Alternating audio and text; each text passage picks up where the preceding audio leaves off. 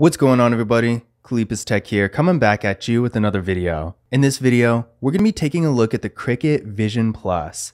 Now, this is one of the newer, more affordable phones from Cricket. It actually just launched last month in May of 2022. So I'm going to be going over everything you need to know about this phone to help you decide whether or not it's a good fit for you. Now, before we go any further, as always, I do want to remind you to go ahead and hit that subscribe button. And for the latest pricing, I will be linking to this phone in the video description, so be sure to check out that link because this is always changing. But with that being said, let's get started. Now, with the Cricket Vision Plus, we're getting a 6-inch IPS LCD display with a resolution of 720p, a PPI of 271, and an aspect ratio of 20:9. Now, considering that this is a really entry-level device, I do think this display is pretty decent. Sure, it's nothing fancy, but in this price range, you're really not going to find anything with a 1080p resolution or anything like that. And at 6 inches, maybe it's not the largest phone out there, but at the same time, you're still going to get a decently large display. And with an aspect ratio of 20:9, we are getting a taller and more narrow form factor here. So if you're maybe streaming videos or playing a game in landscape mode, for example, you're going to get a much more immersive experience. Things are going to look a lot nicer and more cinematic. And when you're doing something like reading, you can fit more content on the screen without having to scroll as much. So in general, although this isn't the largest or best quality display out there, for such an entry-level phone, I do think the Cricket Vision Plus does have a pretty good display. Now, for storage with this phone, we're getting 32GB of internal storage with microSD card expansion. Now, in my opinion, 32GB in 2022 really isn't enough for any phone, because when you start to get apps, photos and videos, stuff like that on your phone, it really does add up fast. I mean, in this day and age, files are taking up more and more space as time goes on. Even the system itself takes up a decent amount of space. So in this day and age, it's really more important than ever to have more storage. And with 32GB, even though most phones in this price range are going to have pretty much the same thing, unless you're really lightly using your phone and not doing a whole lot at all, you're probably going to be quite a bit better off finding a phone that has at least 64GB of internal storage. Now, that being said, I will give credit where credit is due. This phone does have microSD card expansion, so if you maybe don't have a ton of apps but you have a lot of photos and videos, you can always offload those photos and videos onto a microSD card, and that is going to save you quite a bit of space, and in general, things are going to be okay in that case. Now, to give you an idea of what the storage really looks like on this phone, as you can see here, right now I am using 22GB of the 32 available, and I really don't have a whole lot on here, really just the normal apps that I use on a daily basis, a couple of games, stuff like that. I literally only have 2 photos, and we still really don't have that much space left. And as you can see here, the system is taking up quite a bit of storage at 9.9GB. So at 9.9, almost 10GB, you're really not even getting a full 32GB worth of storage. You're really only getting 22. And as you can see from just this, I really haven't even started using this phone yet. So 22GB is really not going to last very long. But again, if you're more of a light user, if you're really just not doing a whole lot with your phone, then this should be fine. Because remember, there is microSD card expansion at least, so you can always offload stuff like photos and videos and music onto that. Now, one kind of disappointing thing with this phone is that there's no fingerprint scanner. Now, on one hand, again, this is a really entry-level phone, and for less than $100, you do kind of get what you pay for. But at the same time, in 2022, I feel like it's more of an expectation that any phone is going to have a fingerprint scanner, even the really entry-level ones. So seeing that there's no fingerprint scanner on this one is a little disappointing, but on the bright side, we do get Face Unlock, so you have at least one other option to unlock the phone besides putting in a pin. But with that being said, let's go ahead and give Face Unlock a try and see how well it works. So there we go, one more time. And there you go. So as you can see, it is pretty fast and responsive, so it's really not bad. But at the same time, for those of you who don't really like Face Unlock, then it's really the same kind of situation as it is with the iPhone 13, for example, where you're really stuck with using either a pin or Face Unlock. So if you really do prefer a fingerprint scanner, then this is definitely a drawback. Now, for the camera setup, we got the front-facing camera right here on the bezel, and this camera is 5 megapixels. Then on the back, we just got a single camera here, and this camera is 8 megapixels. So as you can see here, this camera setup is really minimalistic. There are really no extra features here, no ultra wide camera, no macro camera, nothing like that. So if you're taking a lot of photos and you want a wider variety of features, then definitely keep this in mind because this is probably not going to be the phone for you. But that being said, although this phone doesn't really have very many features, I do think for what it is, the camera quality is pretty decent.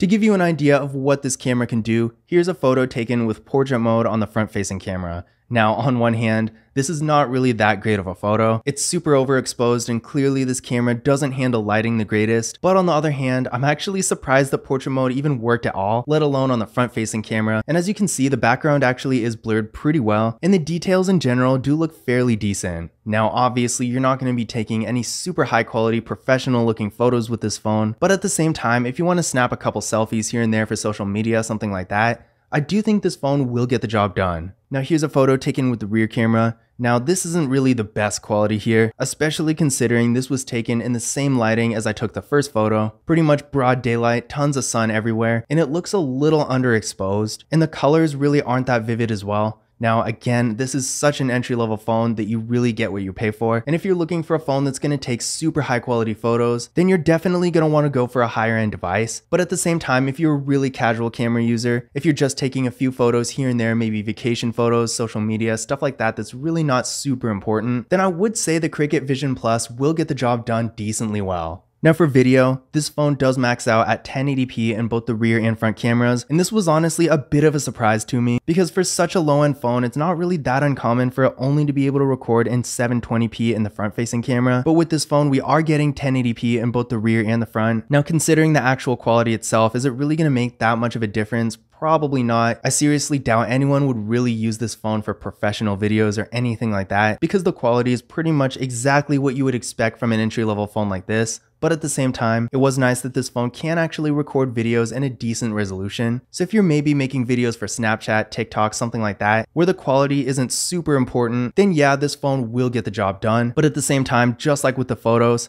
if you're expecting something really high quality, then I would definitely consider a higher end device than this. Now internally with this phone, we're getting 3GB of RAM with the MediaTek Helio A22 processor. I ran a Geekbench 5 benchmark test on this phone, and as you can see here, we're getting a single core score of 163 and a multi-core score of 548. Now by itself, these numbers really might not mean a whole lot to you. You really need something to compare it to. So what I recommend doing is running this test on your current device and then comparing your results to these to see whether or not this phone would be an upgrade for you. But based on my experience running this test on all kinds of different phones, I want to say for the majority of people out there, this phone is probably not going to be an upgrade. It's really not very fast. I mean, even when you're just navigating through the device itself, it does sometimes lag a little. So if you're on your phone constantly using social media, consuming content, stuff like that, then you're probably going to want to consider a higher end device that has more processing power. Because in general, for anything beyond really casual use, like sending text messages, making calls, occasional web browsing and social media, and streaming the odd YouTube video here and there, the processing power this phone has really isn't going to cut it. But to be fair, I will say I was surprised to see this phone actually has 3GB of RAM because usually phones in this price range only have 2. But in the long run, it's not going to make a huge difference. So if processing power is a concern for you, if that's something that's really important, then I would probably avoid this phone because again, it's not very fast. Now this phone has a 3500 mAh battery, which isn't really the worst battery in the world, but it's also not the best either. And honestly, I found this to be pretty disappointing because even though this is a really entry-level phone,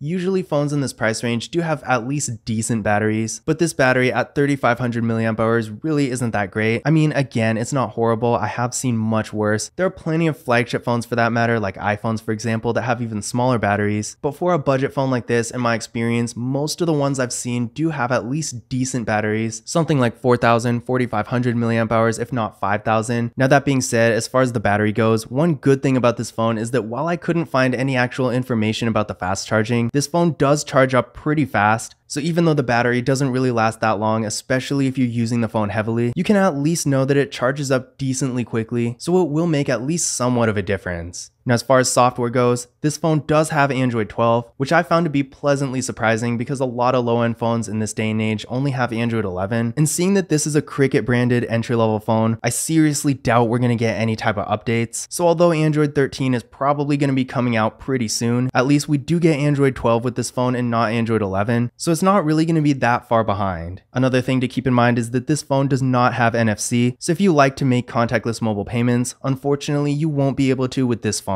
Now that's not really a huge surprise, seeing that a lot of entry-level phones don't have that feature, but just like a lot of features this phone is missing, in this day and age in 2022, I really think every phone should have NFC because those tap and pay features are becoming more and more widely used. I mean, pretty much every payment processing machine does take it, so you would think that feature would be more widely available than it is. But just keep in mind that with the Cricket Vision Plus, you won't be able to use any type of tap and pay features, so if you do like to use those, I would definitely consider a different device. But now that we've gone over some of the specs and features, let's take a closer look at the device itself. Now on the left side of the phone, we got nothing. On the bottom, we got a USB-C port, which I'm actually pleasantly surprised this phone has. A lot of entry-level phones only have micro USB, and USB-C is so much better, so definitely a nice thing about this phone for what it is. We also got the microphone here, and the speaker on the back.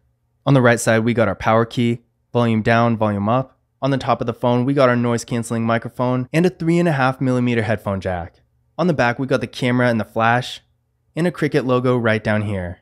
As far as the design goes, one other thing to keep in mind about this phone is it does have a removable battery. There are a lot of people out there who do like this feature. I personally really don't like it. I feel like this design makes the phone feel so much more flimsy, but it does have its advantages, especially since this battery is so small to begin with, because when the battery wears out, instead of getting a new phone, you can technically just get a new battery. But again, I'm personally not a huge fan of this feature, but if you like it, then that might be a good thing about this phone. Design-wise, I would say this phone is pretty decent. The bezels on the bottom and the top, of course, are a little bit thicker, but they are decently slim on the sides, and while the phone doesn't really look modern, for what it is, it's not bad either. As far as the materials go, the build quality does feel pretty okay, and the phone doesn't feel like it's gonna fall apart, but at the same time, as I'm sure you can imagine, the phone is made entirely of plastic, except of course the display, which is glass. And this plastic does feel pretty cheap, and the phone doesn't have a whole lot of weight to it, so if you're expecting a more premium feeling device, then I would definitely avoid this phone. But in conclusion, my general thoughts about the Cricket Vision Plus. In general, I don't really think this phone is that much different from any other phone in its price range. It has pretty much all the basics and nothing more. No extra camera features, the processor is pretty slow, the display is not bad but not great either. There's honestly really nothing special about this phone, so if you're looking for just the basics, something you can use for sending text messages, making calls, browsing the web, using social media, stuff like that, and really nothing more, then this phone will not be a bad choice by any means. But one other thing about this phone is I would not pay full price for this. For $99, if you get a decent deal, you could probably get a much better phone. So maybe if you get a special deal where this phone is free, something like that, then I would say this phone would be a pretty good deal. But for full price, even if you're just using your phone for basic activities, I do think you could probably do better. Now, once again, for the latest info on pricing, deals, promotions, and general availability, be sure to check out the link in the video description because this is always changing. But I hope you enjoyed this video, and I hope you found this information useful as well. If you did, don't forget to give it a thumbs up and hit that subscribe button. But as always, I will see you in the next video.